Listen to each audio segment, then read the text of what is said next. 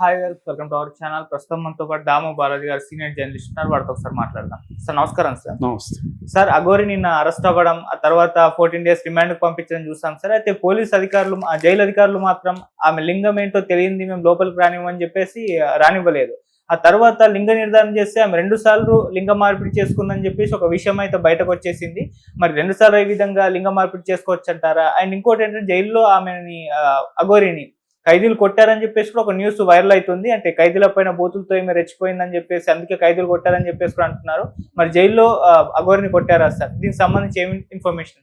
జైల్లో అఘోరిని కొట్టారని మనకి ఇన్ఫర్మేషన్ వస్తుంది. బట్ దాన్ని చెప్పుకునే ముందు నిన్న జరిగిన డ్రామా గురించి చెప్పుకుందాం. సో నిన్న అఘోరిని హైదరాబాద్ తీసుకొచ్చారు మొకల్లా పోలీసులు. సో అక్కడి నుంచి అఘోరిని చేవెళ్ళ కోర్టులో ప్రొడ్యూస్ చేశారు. చేవెళ్ళ కోర్టులో జడ్జి గారు అడిగారు, నీకు అడ్వకేట్ ఎవరైనా ఉన్నారంటే, నాకు అడ్వకేట్ని పెట్టుకునే స్తోమత లేదని అఘోరి చెప్పింది. దాంతో రవి అని ఒక లీగల్ ఎయిడ్ కౌన్సిల్ అంటారు, ప్రతి కోర్టులో కూడా ఒక లీగల్ ఎయిడ్ కౌన్సిల్ అనేవాళ్ళు ఉంటారు. వాళ్ళు ఎవరైనా స్తోమత లేని వాళ్ళకి గవర్నమెంట్ తరఫున వాళ్ళు అంటే వాళ్ళకి పర్సనల్గా అడ్వకేట్గా ఉండడానికి ఇష్టపడతారు. వాళ్ళకి శాలరీ గవర్నమెంట్ ఇస్తుంది. అలాగే రవి అనే అతన్ని ఇతనికి సంబంధించిన లీగల్ ఎయిడ్ ఇవ్వమని కోర్టు ఆదేశించింది. దాని తర్వాత కంది జైలు, అంటే మనకి సంగారెడ్డి సబ్ జైలు అంటారు, దాన్ని కంది జైలు అని పిలుస్తారు. ఆ కంది జైల్లో పెట్టమని జడ్జి గారు 14 రోజులు రిమాండ్కి ఆదేశించారు. సో ఆ కంది జైలుకి తీసుకెళ్లారు. అక్కడ కంది జైలు అధికారులు ఒక షాక్ ఇచ్చారు. అదేంటంటే, ఇతను మగవాడా అమ్మాయా మాకు క్లారిటీ లేదు, మేము ఎవరితో కలిపి పెట్టాలి, వీళ్ళని స్త్రీలతో కలిపి పెడితే ఒక సమస్య, మగవాళ్ళతో కలిపి పెడితే ఒక సమస్య, కాబట్టి ఇది తేల్చుకొని రమ్మని వాళ్ళు చెప్పారు. దాంతో మళ్ళీ కోర్టుకు తీసుకొచ్చారు. కోర్టులో జడ్జి గారు ముందు ప్రొడ్యూస్ చేసినప్పుడు జడ్జి గారు లింగ నిర్ధారణ పరీక్షకు ఆదేశించారు. దాంతో గవర్నమెంట్ హాస్పిటల్కి తీసుకెళ్ళి లింగ నిర్ధారణ పరీక్ష చేస్తే ఒక షాకింగ్ విషయం బయటకు వచ్చింది. అదేంటంటే, 2 సార్లు ఈ అఘోరి శ్రీనివాస్ లింగ మార్పిడి సర్జరీలు చేసుకున్నట్టుగా తెలిసింది. ఒకసారి చెన్నైలో, రెండోసారి ఇండోర్లో, 2 సార్లు కూడా లింగ మార్పిడి చేసుకున్నట్టు. మామూలుగా నేను చాలాసార్లు చెప్పాను, మేల్ బాడీ ఫిమేల్ మైండ్ ఉన్నవాళ్ళు, లేదా reverse female body male mind ఉన్నవాళ్ళు మార్చుకుంటారు బాడీస్ని. ఎక్కువగా మేల్ బాడీ ఫిమేల్ మైండ్ ఉన్న వాళ్ళే మనకి ఎక్కువ కనిపిస్తారు. వాళ్ళని ట్రాన్స్ ఉమెన్ అంటారు మార్చుకున్నాక. సో మార్చుకోవడానికి ఇవాళ అడ్వాన్స్డ్ సర్జరీస్ వచ్చాయి. కొన్ని తమిళనాడు గవర్నమెంట్ లాంటివి ఫ్రీగా కూడా సర్జరీస్ ప్రొవైడ్ చేస్తున్నారు. సో ఈ సర్జరీలు వచ్చి, ఒకటి మేల్ అంగాన్ని కట్ చేసేయడం, అక్కడ చిన్న హోల్ క్రియేట్ చేయడం, అట్లాగే వాళ్ళకి సంబంధించిన బ్రెస్ట్ అదంతా కూడా క్రియేట్ చేయడము, వాయిస్ ఫిమేల్ వాయిస్ లాగా రావడం, ముఖం, మొత్తం అన్ని రకాల సర్జరీలు ఉన్నాయి. కాకపోతే దానికి కొంత డబ్బులు ఎక్కువ ఖర్చు పెట్టాల్సి ఉంటుంది. మినిమం 10 lakhs నుంచి 70 lakhs వరకు కూడా ఈ ఎక్స్పెన్సెస్ అవుతుంది. నువ్వు ఎలాంటి బాడీని కావాలనుకునే దాన్ని బట్టి ఇవాళ చేస్తారన్నమాట. సో అందుకని ఒకేసారి సర్జరీ సరిపోకపోవచ్చు, 2-3 సార్లు చేసుకోవడం అనేది కామన్ ఇవాళ.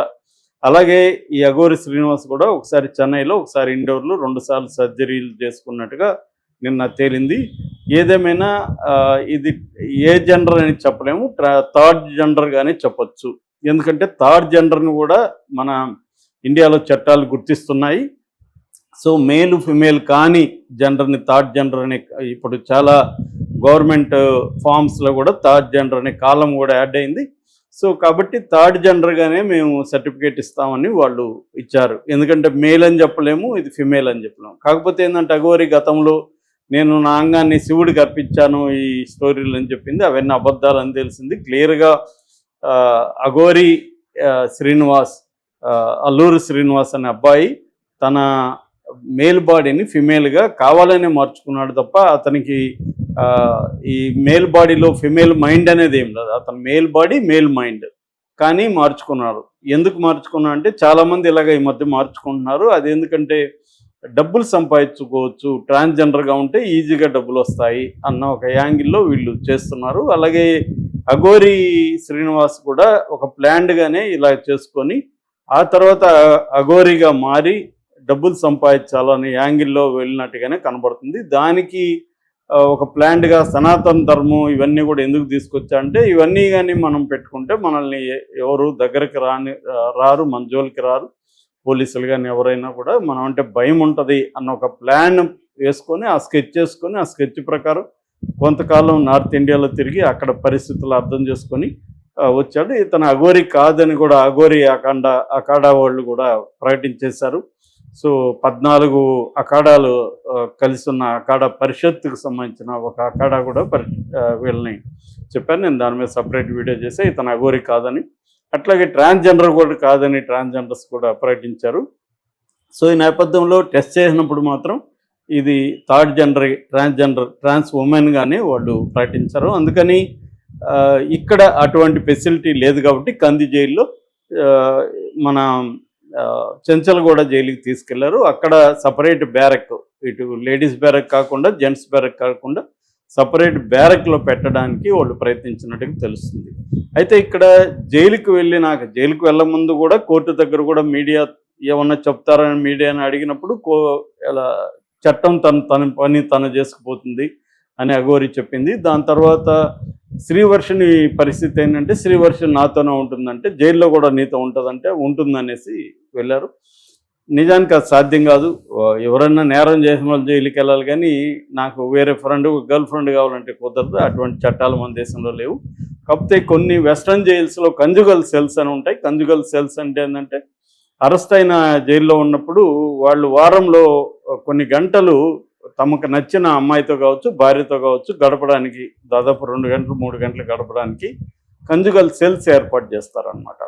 అలాంటివి ఇండియాలో కూడా ప్రపోజల్స్ ఉన్నాయి, కానీ ఇండియాలో ఇప్పటి వరకు అటువంటిది లేదు. కాబట్టి తను ఒకవేళ పర్సనల్గా శ్రీవర్షిని కలవాలి అనుకుంటే ఇక్కడ రూల్స్ ప్రకారం సాధ్యం కాదు.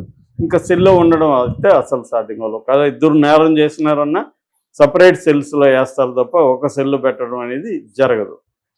అట్లాంటి చాలామంది జైలుకి వెళ్దాం అనుకుంటారు, ఇక్కడ బయట సాధ్యం కాని వాళ్ళు. కాబట్టి అది సాధ్యం కాదు.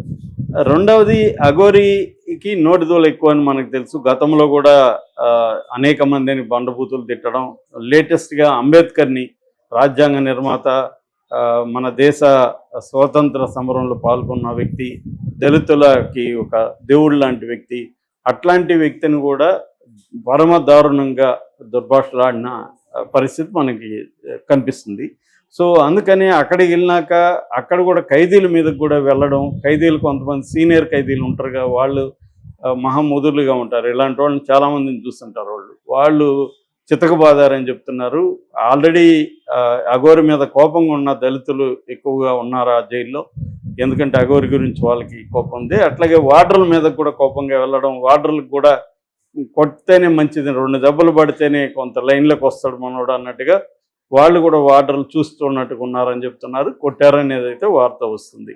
ఎందుకంటే అఘోరి ఖచ్చితంగా కొట్టే అవకాశం ఉంటుంది. ఎందుకంటే అఘోరి నేచరు మనం చూసాము.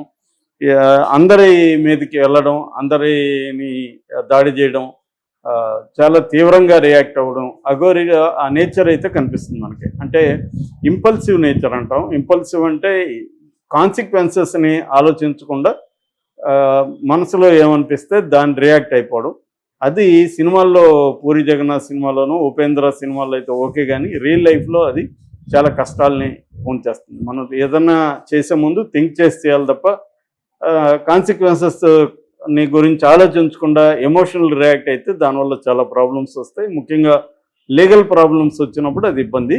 అఘోరి అలాగే రియాక్ట్ అయ్యి ఖైదీల మీదకి వెళ్ళినప్పుడు ఖైదీలు కొట్టారని చెప్తున్నారు. అయితే గాయాలైతే ఏమి కాలేదు. వార్డర్లు మళ్ళీ గాయాలైతే అఘోరి జడ్జి గారికి కంప్లైంట్ ఇచ్చే అవకాశం ఉంది కాబట్టి పైన ఏమీ గాయాలైతే కాలేదు. అఘోరి కూడా సైలెంట్ అయిపోయింది. అంటే పరిస్థితి అర్థం చేసుకొని ఇట్లా మనం కానీ సైలెంట్గా లేకపోతే ఇంకా కూడా కొడతారు వీళ్ళు. అక్కడ కొట్టినంత ఎక్కువ ఏముంది, కొట్టారని చెప్పినా కూడా జడ్జి మేము కొట్టలేదు అంటారు వాళ్ళు, సాక్ష్యమే ఉంటుంది. కాబట్టి జైల్లో మామూలుగానే కూడా కొత్తగా వెళ్ళిన ఖైదీల్ని పాత ఖైదీలు కొట్టే పరిస్థితి మామూలుగానే ఉంటుంది. అది కాకుండా వార్డర్లు కూడా కొడతారు. నేను వెళ్ళినప్పుడైతే బెత్తాలతో కొడుతూ ఉండేవాళ్ళు వార్డర్లు, కొత్తగా వచ్చిన ఖైదీల్ని. లేకపోతే అక్కడ ఏదన్నా గొడవ చేస్తే కొట్టేవాళ్ళు. దాన్ని నేను వెళ్ళి ఆపాను, లీగల్గా మీకు ఏం రైట్ లేదని ఆర్గ్యూ చేసి వాళ్ళని కొంత జడ్జెస్కి మీ మీద కంప్లైంట్ ఇస్తానన్నాక కొద్దిగా ఆగింది అది. మామూలుగా అయితే కొడతారనమాట. అట్లాగే సీనియర్ ఖైదీలు కొంత రౌడీ బ్యాచ్ అక్కడ ఉంటారు.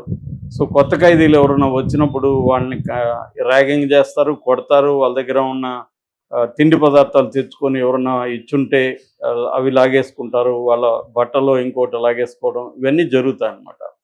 సో కాబట్టి అఘోరిని సపరేట్గా సెల్లో పెట్టి ఈ